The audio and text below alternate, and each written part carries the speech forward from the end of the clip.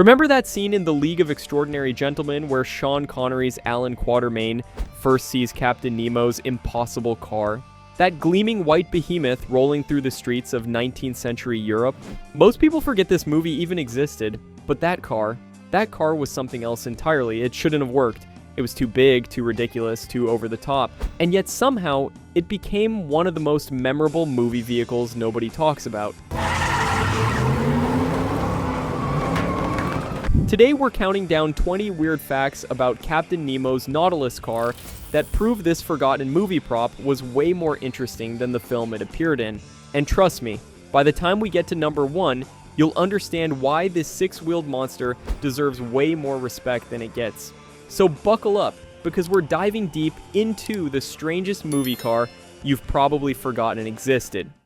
Number 20. 6 wheels, 2 steerable axles. Here's something most people never noticed. The Nautilus car didn't just have 6 wheels for show. The front 2 axles both steered independently for tighter turns, while the rear axle stayed fixed. Think about that for a second. This wasn't just some prop that got pushed around on a trailer. This thing actually had a dual steering system that worked. Most modern cars struggle with 4-wheel steering, and here's a movie prop from 2003 with 2 separate steerable axles. The engineering required to make this work was insane. They had to create custom linkages, modify the steering geometry, and somehow make it all function reliably enough for filming. And it wasn't some computer-generated effect either. This was all mechanical, all real. The stunt drivers who handled this beast said the dual steering actually made it surprisingly nimble for something so massive. Imagine parallel parking this thing though. Actually don't. Your brain might explode. Number 19. Enormous footprint. The Nautilus car measured roughly 22 feet long and 9 feet wide. Let that sink in. 9 feet wide. That's wider than a Hummer H1. It's wider than most parking spaces. It's so wide that in many European cities it literally wouldn't fit down the street. The length wasn't much better at 22 feet. That's longer than a Chevrolet Suburban. This thing was basically a small building on wheels. The production team had to scout filming locations specifically based on whether the car would physically fit. They had to reinforce bridges. They had to widen doorways. In some shots, they literally had to remove street furniture just to get the car through. And here's the really crazy part. This was supposed to be a vehicle from the 1800s. Can you imagine trying to navigate Victorian London in something 9 feet wide? The cobblestone streets would have been demolished. Horse carriages would have been fleeing in terror. It would have been absolute chaos.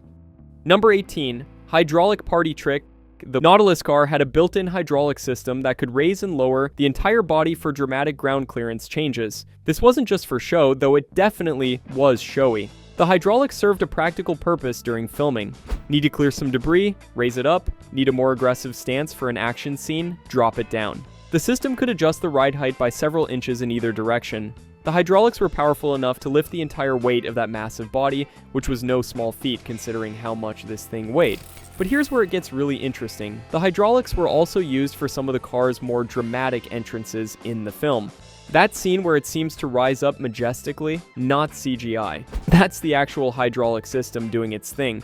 The operators could control it remotely, allowing for precise choreography during action sequences. Number 17. Land Rover Fire Tender Bones. Underneath all that ornate bodywork sat a Land Rover fire truck chassis adapted for movie duty. Not just any Land Rover, specifically a fire tender chassis, one of those massive emergency vehicles built for extreme duty. This wasn't random choice. Fire tenders are built to carry enormous weight, handle rough terrain, and keep running no matter what. Perfect for a movie car that needed to survive take after take of action sequences. The chassis was heavily modified, of course. They extended it, reinforced it, and adapted it to handle those 6 wheels. But at its core, this fantastical movie car was built on good old British engineering designed to fight fires. There's something wonderfully ironic about that. A vehicle meant to save lives in emergencies transformed into a Victorian-era luxury tank for a movie about literary characters fighting evil. Number 16. Rover V8 Heartbeat. A Rover V8 engine was shoehorned into a custom steel subframe to power this monster. Now, the Rover V8 might not sound exotic, but this engine has serious pedigree. It started life as a Buick design in the 1960s, then Rover bought the rights and turned it into a British institution. Light, compact, and surprisingly powerful, it powered everything from Range Rovers to racing cars. For the Nautilus car, they needed something reliable that could handle the weight and still deliver decent performance. The V8 was perfect, but fitting it into that custom chassis wasn't simple. They had to fabricate a completely new steel subframe, design custom motor mounts, and figure out how to cool an engine buried under all that bodywork. The exhaust system alone was a nightmare. 6 wheels meant complicated routing to avoid cooking the tires. Number 15, claimed 80 EMP runner. Despite its massive size, the drivers who operated it claimed the Nautilus car could reach about 80 miles per hour and actually cornered well. 80 miles per hour in something 22 feet long and 9 feet wide with 6 wheels. That's not just impressive, it's borderline terrifying. The stunt driver said it was surprisingly stable at speed, thanks partly to that wide track and low center of gravity. But can you imagine being in traffic and seeing this thing bearing down on you at 80? The cornering ability was even more unexpected. That dual front axle steering system really came into play here, allowing it to take turns that would have been impossible for a vehicle this size with conventional steering. The drivers compared it to driving a very fast, very expensive building. One stunt driver reportedly said it was easier to handle than some regular cars he'd driven, though he might have been exaggerating. Or maybe not. Movie magic works in mysterious ways. Number 14. Not road legal reality. The Nautilus car's extreme width and bespoke build meant it wasn't legal for normal UK road use. 9 feet wide, remember? UK regulations have strict limits on vehicle width, and this thing exceeded them by a mile. Or about 3 feet to be precise. Then there were the safety regulations. No airbags, no crumple zones, no safety testing whatsoever. The visibility from the driver's seat was apparently terrible. The turning radius, despite that clever steering, was still measured in zip codes. Getting it to filming locations required special permits, police escorts, and very careful route planning. They had to transport it on special trailers for longer distances. Even then, some bridges and tunnels were completely off limits. The insurance alone must have been astronomical. Imagine trying to explain to your insurance company that you need coverage for a 6-wheeled Victorian submarine car that goes 80 miles per hour. Number 13, only 2 built. The production created just 1 complete running car, and a second vehicle permanently rigged with scaffolding for close-up camera work. 2 cars, that's it. Most big-budget action movies build multiple versions of hero cars, sometimes dozens. The Fast and Furious franchise goes through cars like tissue paper. But League of Extraordinary Gentlemen got 2. The complete runner did most of the heavy lifting, all the driving scenes, the action sequences, the beauty shots. It had to be incredibly robust to survive the entire production with just 1 example. The second car was basically a glorified camera platform. It was permanently mounted on scaffolding that allowed cameras to get those intimate close-ups of actors driving. This one never actually moved under its own power. It was all about providing a stable platform for dialogue scenes and character moments. The fact they only built 2 shows either supreme confidence in their engineering or a very tight budget, probably both. Number 12. 28-inch wheels everywhere. 6 huge 28-inch wheels filled those gilded wheel arches to create the Nautilus car's exaggerated stance. 28 inches. These weren't wheels, they were monuments to excess. Each one was custom made, specially balanced, and probably cost more than most people's entire cars. The visual impact was undeniable. Those massive wheels gave the car its imposing presence, making it look like it could crush anything in its path. Which honestly, it probably could. But practically speaking, these wheels created huge challenges. Try finding tires for 28-inch wheels that can handle the weight of this monster. The unsprung weight must have been astronomical, making the suspension work overtime. And rotating mass. Forget about fuel economy. Not that anyone buying Captain Nemo's car would care about gas mileage. The wheels were so large that changing a flat would have required industrial equipment. Imagine being stuck on the side of the road with one of these things. You'd need a crane, not a jack. Number 11. Ganesha guards the grille. Hindu motifs decorated the entire car, including twin Ganesha figures adorning the front, with elephant motif door handles completing the theme. This wasn't random decoration. In the film, Captain Nemo was reimagined as an Indian prince engineer, and the car's design reflected his heritage. The Ganesha figures weren't just stuck on either, they were intricately carved, properly proportioned, and positioned as guardians of the vehicle. The elephant door handles were functional art. Each one was cast in metal, detailed down to the smallest features, and engineered to work as actual door mechanisms.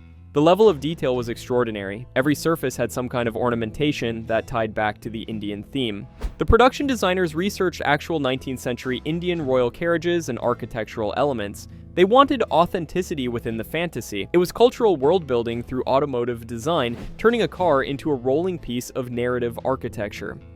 Number 10. Cracked ivory paint job.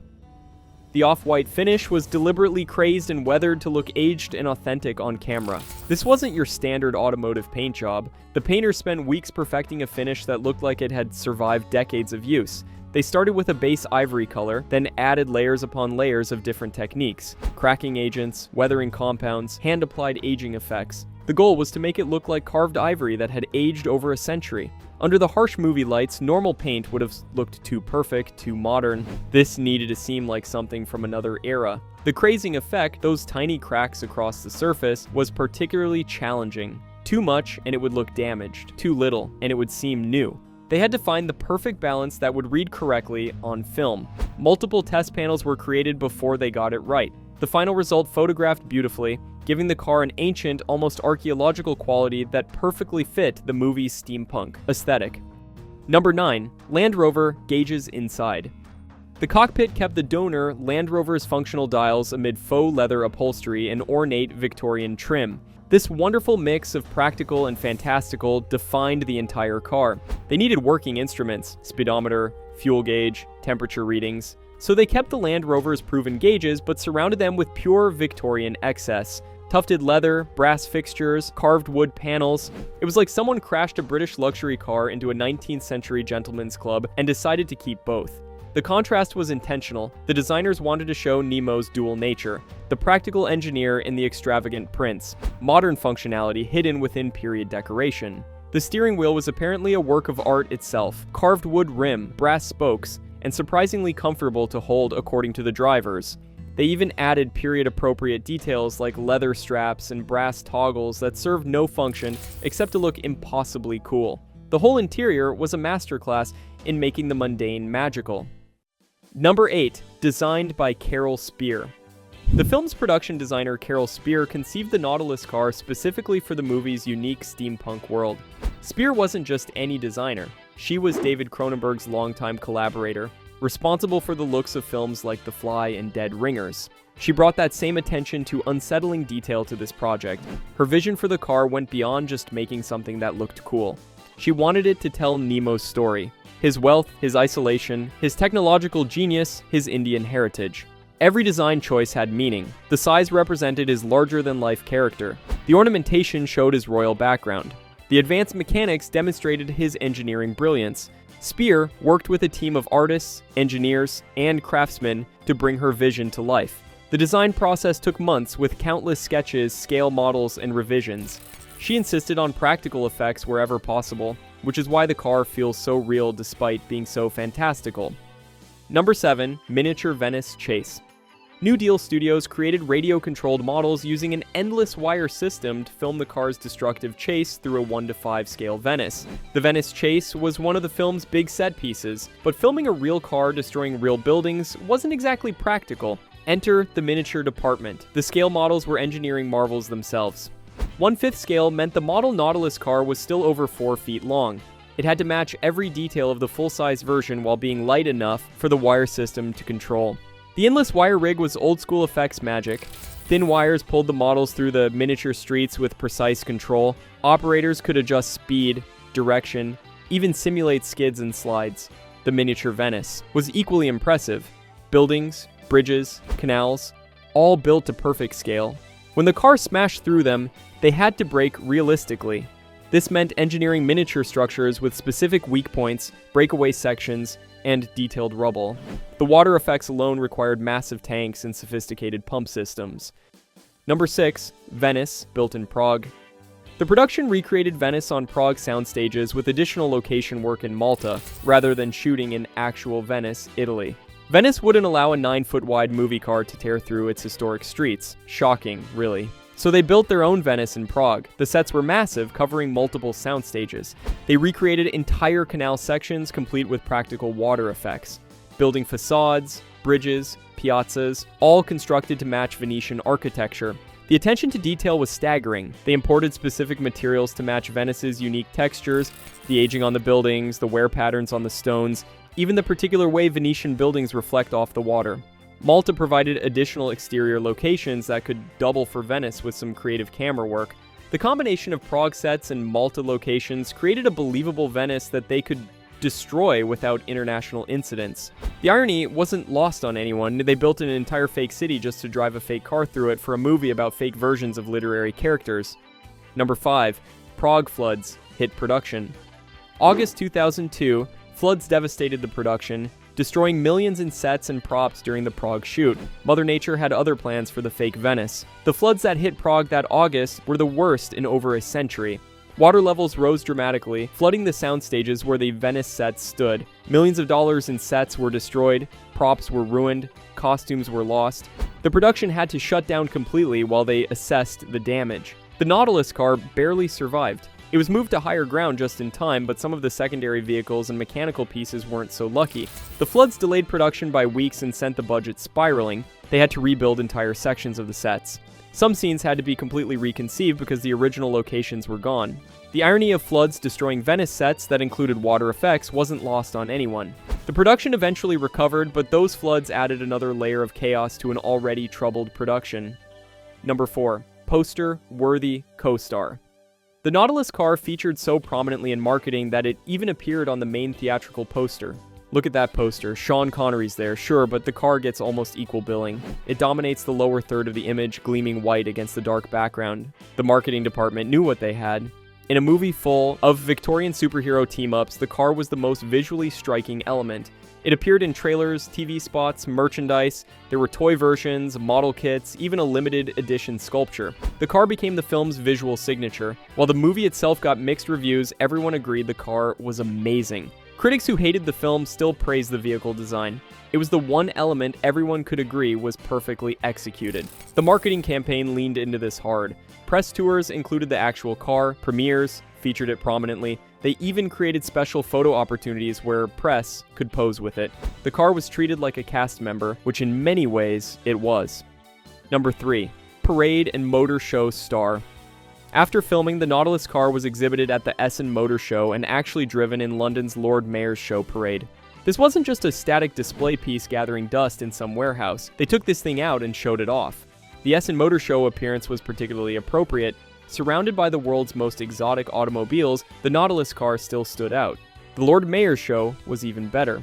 Picture this, centuries-old ceremony, traditional British pageantry, and suddenly here comes Captain Nemo's car, rolling through London. The crowds loved it. The car was fully operational for these appearances. They had dedicated drivers who knew how to handle its quirks. Special transport arrangements, insurance, security. It was like touring with a rock star. A very large, very white, six-wheeled rock star.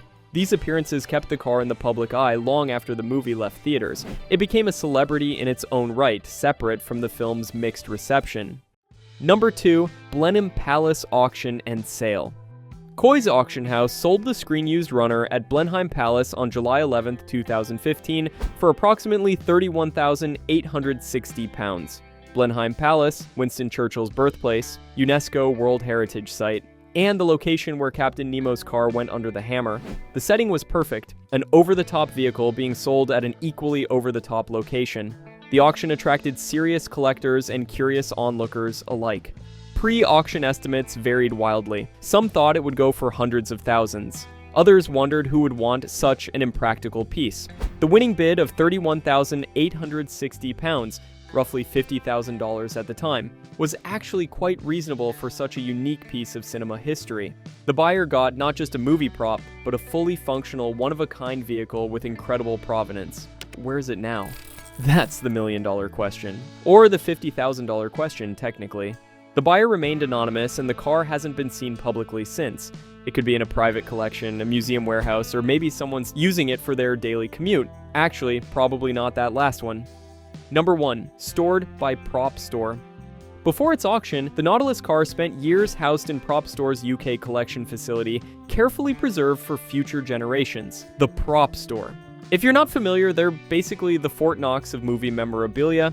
They've got everything from Star Wars helmets to James Bond gadgets. And for years, they were the guardians of Captain Nemo's car. This wasn't just parking it in a garage and forgetting about it. The prop store team maintained it, preserved it, documented every detail. They knew they were caring for something special. The car was kept in climate-controlled conditions. Regular maintenance kept the mechanicals from seizing. The ornate bodywork was cleaned and protected. They created detailed documentation, photographs from every angle, mechanical specifications, production history. This archive became invaluable for authentication and historical record. During its storage, select visitors could arrange viewings. Imagine walking into that warehouse and seeing this magnificent beast just sitting there, waiting. Several documentary crews filmed it. Photographers captured every detail.